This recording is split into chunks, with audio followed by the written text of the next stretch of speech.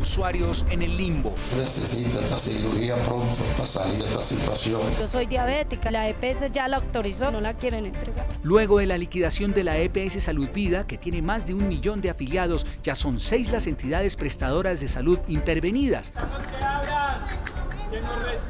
¿Qué les espera a los pacientes? ¿Las EPS a donde son trasladados tienen la capacidad para atenderlos? Arde Cataluña. La condena de 9 líderes independentistas catalanes prendió el polvorín. Las violentas protestas dejan decenas de heridos y capturados. ¿Podrá el gobierno español lidiar con esta crisis? ¿Se avecina la independencia de esta comunidad autónoma? Un triste final. La petición pública de trabajo que hizo el actor y director Kepa Amuchastegui abrió el telón y dejó en evidencia la situación de muchos veteranos actores y actrices que no tienen una pensión de retiro. Hablamos con el reconocido artista. Esto es Sala de Prensa.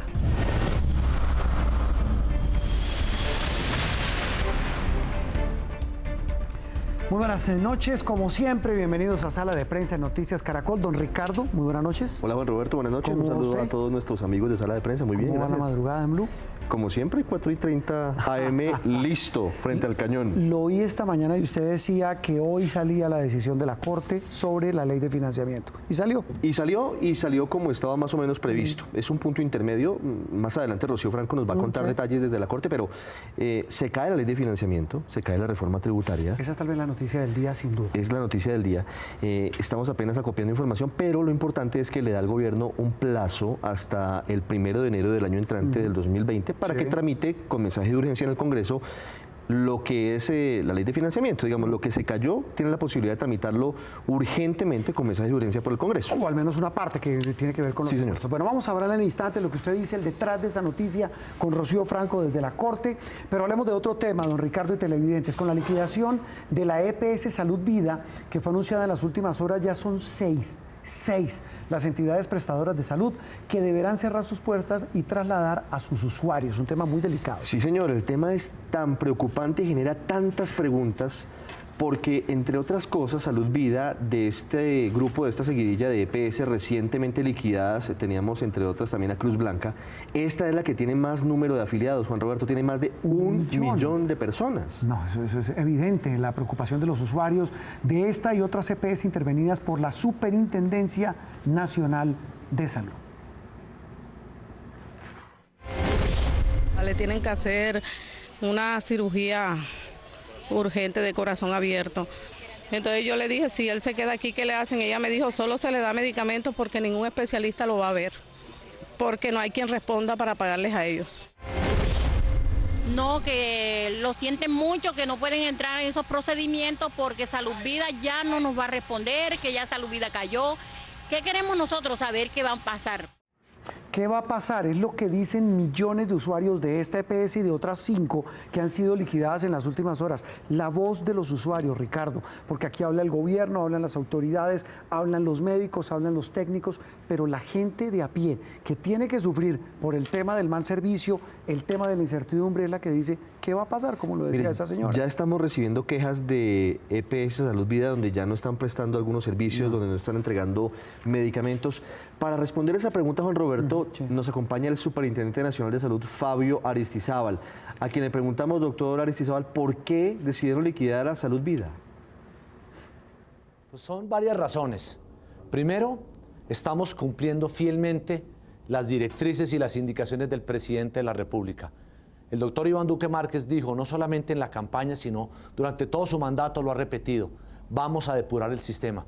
Tenemos que sacar del sector, del mercado, las EPS que no le han cumplido a los colombianos.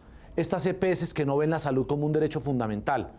El deterioro de estas EPS que ya han salido era evidente. Ya no le estaban cumpliendo a la red, estaban dejando deteriorar a toda su población.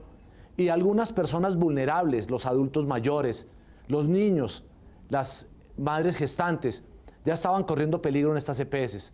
Esta EPS, Salud Vida, ya tiene hoy un pasivo que supera el billón de pesos, un detrimento patrimonial cercano a los 800.000 millones de pesos, que originó que le empezaran a cerrar la red en algunos departamentos donde tiene presencia. Cuando le empiezan a cerrar la red, cuando empiezan a cerrar servicios, se compromete la vida y la salud de los colombianos. Y nosotros tenemos que proteger la vida y la salud de los colombianos. Por eso hemos tomado esas decisiones, por eso seguimos depurando el sistema y por eso le vamos a permitir a muchos colombianos que puedan ser trasladados a otras EPS. Superintendente, ¿a cuántas EPS han sido liquidadas hasta el momento? Son 6 EPS que suman 2.700.000 colombianos ya que van a estrenar nueva EPS a partir del 1 de noviembre de este año. Les voy a recordar la revocatoria total de Confacor, la revocatoria o la liquidación que hicimos de Café Salud, retomamos la revocatoria de Manexca, MD Salud, Salud Vida y Cruz Blanca. Y tenemos que seguir esa ruta, esa fue la ruta que nos trazó el presidente de la República. Superintendente, ¿estos cierres a cuántos pacientes han afectado estos cierres de las EPS? En este momento podríamos estar hablando que en este gobierno hemos logrado trasladar, o se ha iniciado ya el traslado total, de 2.700.000 colombianos. 2.700.000 personas que van a poder estrenar una EPS, que van a pasar a unas EPS que no tienen ninguna medida de vigilancia especial y tampoco tienen restricción. Por eso estamos pensando en los colombianos. A partir del 1 de noviembre ya tendríamos 2.700.000 colombianos trasladados a EPS que no tienen ninguna vigilancia. Es el diálogo con el Superintendente Nacional de Salud, Fabio Aristizábal. Superintendente, ¿qué va a pasar con los pacientes de las EPS que ya fueron liquidadas? ¿Las EPS a las que se supone que llegan van a poder atender esta avalancha de usuarios? Yo confío plenamente en nuestros aseguradores, confío plenamente en los que han hecho bien la tarea, en los que tienen el patrimonio, en los que han invertido bien en las reservas técnicas. Esas EPS que se van a ver fortalecidas son las que tienen que recibir a los colombianos.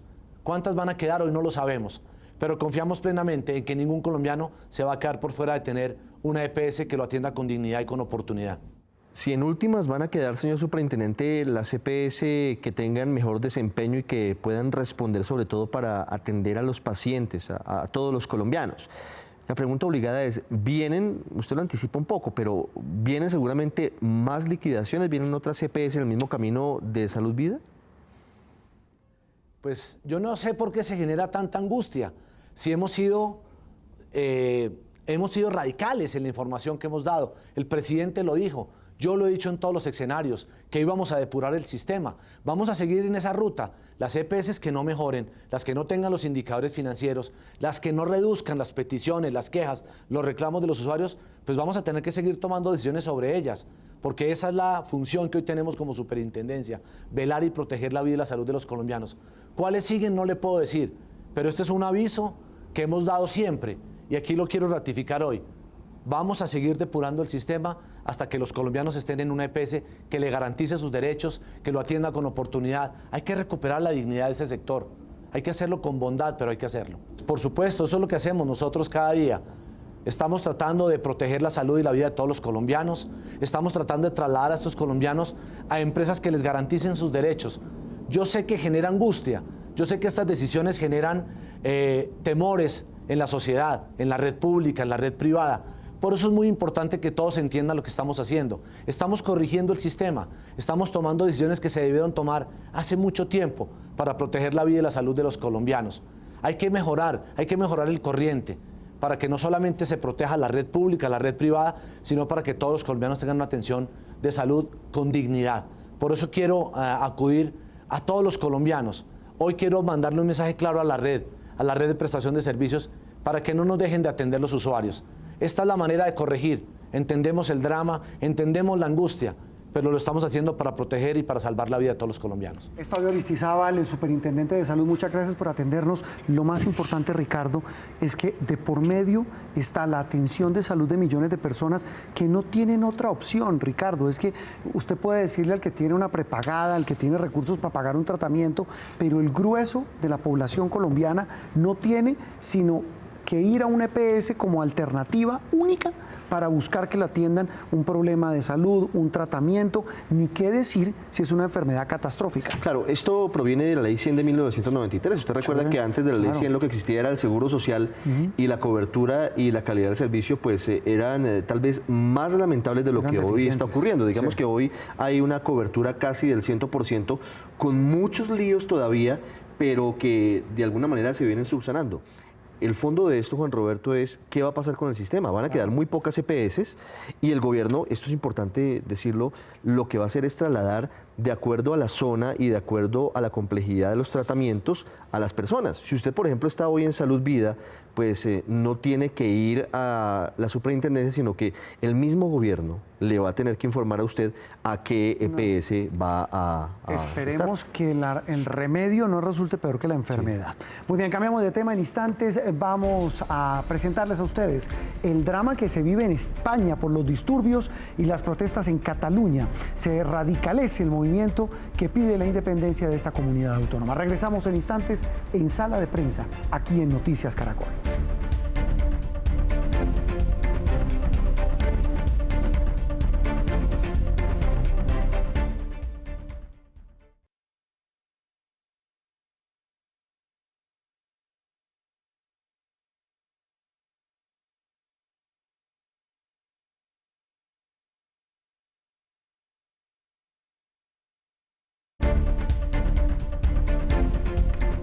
Muy bien, regresamos a Sala de Prensa con la noticia, don Ricardo y televidentes, de El Mundo Hoy, entre muchas otras, los líos de Trump, lo que está pasando entre Siria y Turquía, pero esta noticia nos golpea porque las imágenes son terribles. Los ojos de España, de Europa y de buena parte del mundo están puestos de nuevo en Cataluña, la comunidad autónoma en la que corren otra vez vientos de independencia. Sí, señor, la condena contra varios líderes catalanes que hicieron parte del pasado intento de secesión desencadenó violentas protestas. Estamos viendo, por ejemplo, estas imágenes graves de incendios y de disturbios en Barcelona, que dejan decenas de heridos y capturados y millonarios destrozos. Hace algunos instantes, Juan Roberto, el presidente de la Comunidad Autónoma de Cataluña finalmente condenó la violencia. Claro. Resultaba increíble que no lo hubiera hecho a pesar de que ya llevan varios días en esto. Están tan mezclados temas de pasiones territoriales, culturales, unos temas tan graves que incluso tocan al fútbol. Uno de los grandes íconos del fútbol español, Josep Guardiola, el técnico de que fue del Barcelona, ahora es del Manchester City, está banderando las protestas, dice la respaldo. Y se habla ya de que no va a haber clásico Real Madrid-Barcelona dentro de 8 días, previsto en el Camp Nou, allí en Barcelona. Pues imagínense, estaban pidiendo hoy, Juan Roberto, la Liga Española que trasladara la localidad del clásico del fútbol español a Santiago Bernabéu. No. Imagínense lo que significaría eso. Un tema muy complicado. Para entenderlo, para intentar entenderlo con ustedes, los televidentes, saludamos al internacionalista Mauricio Jaramillo, que nos cuenta hasta ahora, profesor Jaramillo, qué es lo que está pasando en Cataluña. Bueno, esto que estamos viendo, que son una serie de protestas y la radicalización del discurso catalán, que de nuevo está pidiendo la independencia, es producto de una decisión del Tribunal Español de condenar a casi una decena de líderes que en su momento proclamaron la independencia y a los que se está acusando de perturbar el orden y atentar contra la unidad de la República. Entonces, lo que está pasando concretamente es que se revivió el anhelo de independencia de Cataluña luego de 2 años en que el tema estuvo ligeramente eclipsado. Profesor Jaramillo, en el gobierno español hay diferentes matices y vertientes, pero ¿existe la posibilidad de que intervenga de nuevo como en el fallido intento de independencia de los catalanes en el 2017, que fue una intervención mucho más directa y fuerte que la que hasta ahora hemos visto? Es difícil saberlo y lo primero que hay que preguntarse es si lo hará en el corto plazo. Hay que recordar que en este momento Pedro Sánchez tiene un gobierno, digamos, en funciones, pero no es un gobierno del todo que se haya posesionado porque no han podido conformar gobierno. Lo que uno puede prever básicamente es que la decisión se tomará después del 10 de noviembre cuando se lleve a cabo el proceso de elecciones y el nuevo gobierno que surja de esas elecciones es el que deberá decidir qué hacer con Cataluña. Por el momento, digamos que el gobierno de Pedro Sánchez está en una suerte de interinato hasta tanto no se conforme un nuevo gobierno. Entonces es muy prematuro decirlo, es muy difícil saberlo. Y a menos de que pase algo muy grave que perturbe el orden público, yo creo que el gobierno va a ser muy cauteloso en su respuesta. Las protestas violentas de estos días son la radicalización definitiva de este movimiento. ¿Es la única salida que le queda?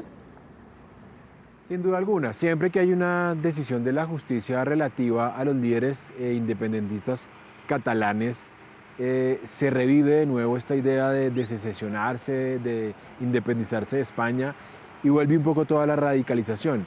Si a esto se suma la debilidad de Pedro Sánchez para conformar un gobierno, creo que es evidente que Cataluña ve que existe una suerte de nueva oportunidad, una nueva ventana para de nuevo hacer el reclamo de la independencia. Sí, profesor Jaramillo, todo pareciera parte de un engranaje, las piezas del rompecabezas se unen unas con otras. Y le quería preguntar por algo que usted anticipa, ¿podrá el gobierno de Pedro Sánchez enfrentar esta crisis justo cuando aún no soluciona el problema de gobernabilidad? Yo creo que hay dos escenarios.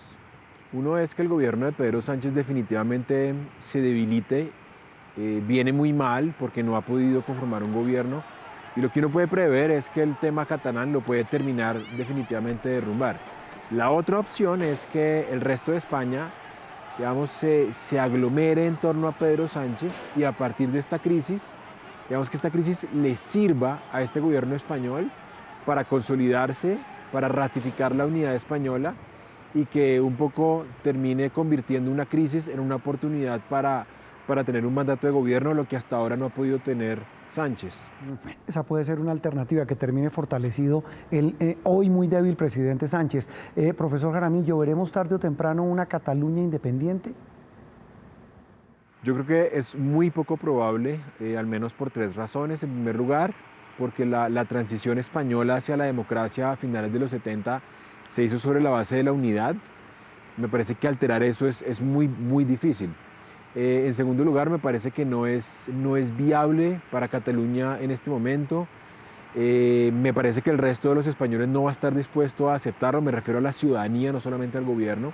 Y en tercer lugar, hoy en día me parece muy difícil que algún Estado europeo esté dispuesto a reconocer la independencia de Cataluña. Recordemos que hace 2 años, cuando estábamos en plena coyuntura del reclamo de independencia, todos los estados europeos, sin excepción, apoyaron a España. Entonces, en este momento, yo vería la posibilidad muy remota que un tercer estado europeo o extraeuropeo se vaya a dar a la tarea de reconocer a Cataluña. Por eso me parece que ni en el corto ni en el mediano plazo es una alternativa viable.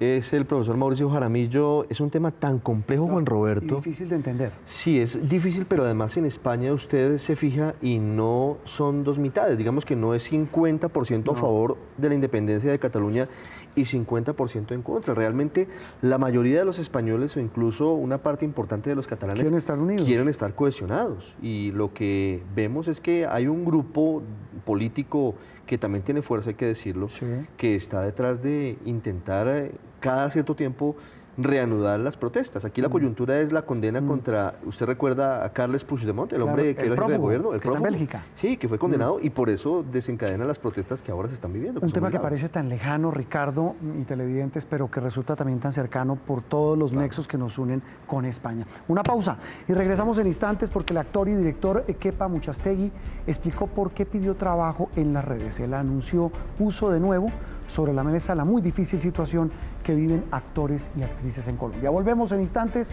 a Sala de Prensa de Noticias Caracol.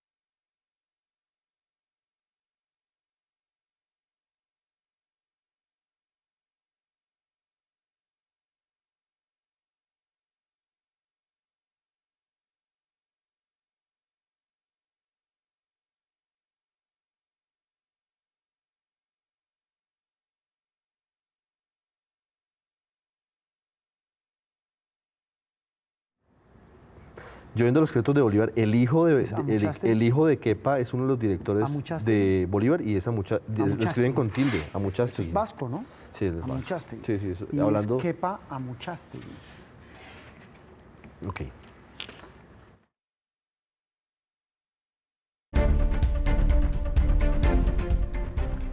Estamos de nuevo de regreso aquí en Sala de Prensa de Noticias Caracol, iba a decir Sala de Prensa de Blue Radio, que ese es los domingos de 10 de la mañana a 12 del mediodía. Valga la cuña. Pero... valga la cuña, sí, pues claro. Somos de la misma casa, Sí, es el mismo señor. programa. Bueno, en los últimos días hemos visto, Ricardo y televidentes, la petición de trabajo que hizo el actor y director Kepa Amuchastegui. Ese es un apellido vasco, Sí. Amuchastegui, a través, como ustedes lo ven, de Twitter. No solo se convirtió en tendencia, sino en un tema de amplia discusión.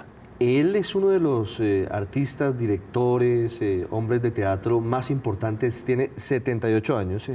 Dijo que no está en una situación complicada, dice que solo está buscando trabajo, pues acaba de terminar su más reciente proyecto y que no tiene una mala situación económica, pero sí enciende las alarmas, Juan Roberto, sobre lo que usted estaba hablando hace unos minutos, y son los problemas que enfrentan actores y actrices retirados que en los gloriosos no piensan en los dolorosos ni en cuando envejecen y ya no los llaman a alguna producción y no tienen pensión de vejez. Lo que uno llamaría que en las vacas gordas no piensan Así en la es. época de vacas flacas. ¿Qué opina de la impresionante respuesta y hasta la polémica que generó su petición de traslado? La pregunta se la hacemos precisamente a este gran actor Kepa Amuchastegui.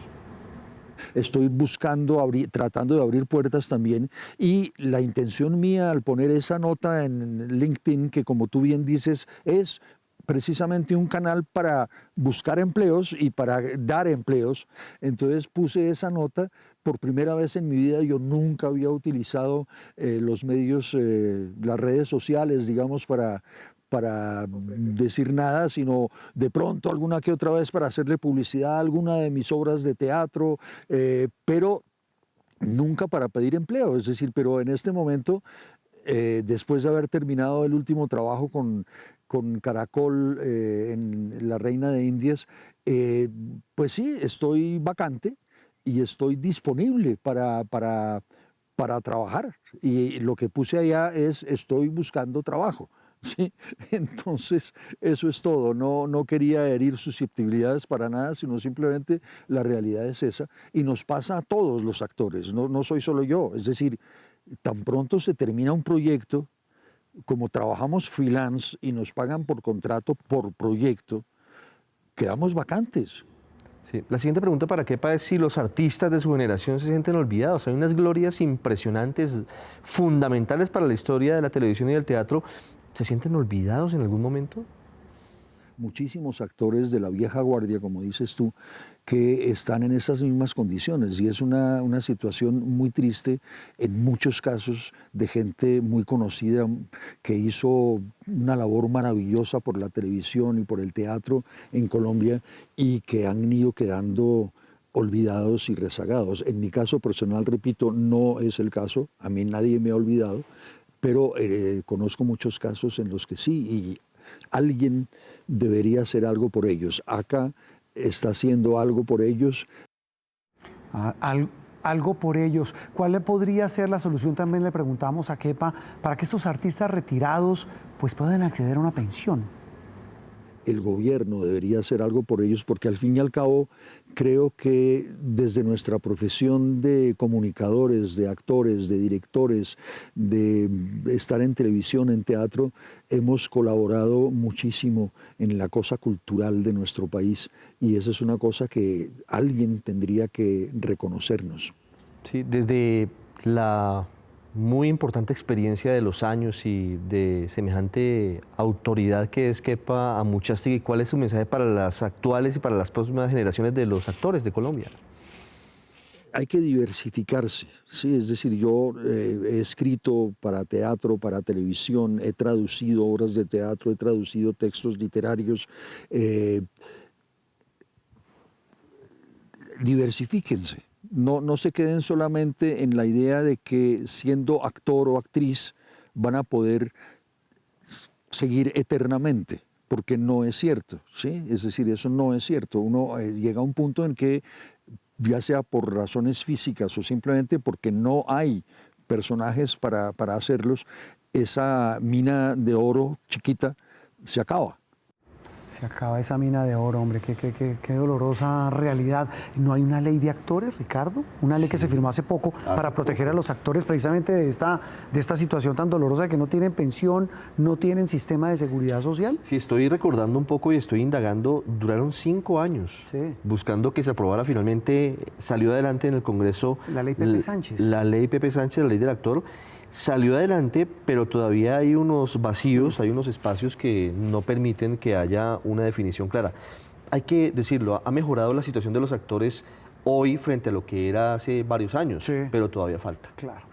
Todavía falta, y lo que vemos esos vacíos, pues no es el caso de Kepa, que él me dice, yo no estoy muriendo de hambre, pero sí hay colegas que están viviendo una situación. Recuerdo que había una casa del actor, recuerdo que... Era por la 45 con 30, si no estoy mal. Sí, y la manejaba una actriz de la época de Don Chinche, que se dedicaba a recoger de alguna manera a estos actores. Allá estuvo María Eugenia Dávila, claro, la ya fallecida. Las viejas glorias de la televisión y del teatro de Colombia, que no tenían pensión ni tenían familia, a veces ni siquiera dinero para comer, terminaban en la casa del actor. Qué barbaridad. Muy triste. Una triste realidad. Bueno, volvemos con la noticia del momento, la que decimos la noticia del día, la decisión de la Corte Constitucional sobre la ley de financiamiento. ¿Qué hay detrás de la noticia? Nos ayuda hasta ahora a entenderla doña Rocío Franco. Juan Roberto y Ricardo, buenas noches. Se cumplió lo vaticinado. Se cayó la ley de financiamiento, y todo porque la Corte Constitucional encontró vacíos y vicios de trámite insubsanables. La Corte encontró que los congresistas avalaron esta ley que pretendía recaudar entre 7 y 8 billones de pesos sin que ésta se hubiera publicado, con la sola explicación de un congresista. Pero la Corte ha explicado que para evitar un vacío de normas, esta solamente tendrá vigencia hasta el 31 de diciembre de este año. Esto para que se caucen los tributos que contemplaban la ley para la vigencia 2019. La presidenta de la Corte Constitucional, Gloria Ortiz, ha explicado que si se cae la norma el 1 de enero del 2020, entrarán a regir las anteriores normas que derogó la ley de financiamiento. La Corte ha señalado que aquí se violó el principio para que las minorías y cualquier persona conociera esta normatividad y sus efectos. El alto tribunal ha señalado que ante esta situación el gobierno tendrá que tramitar una nueva norma en el Congreso de la República. Desde la Corte Constitucional, Rocío Franco, para Sala de Prensa.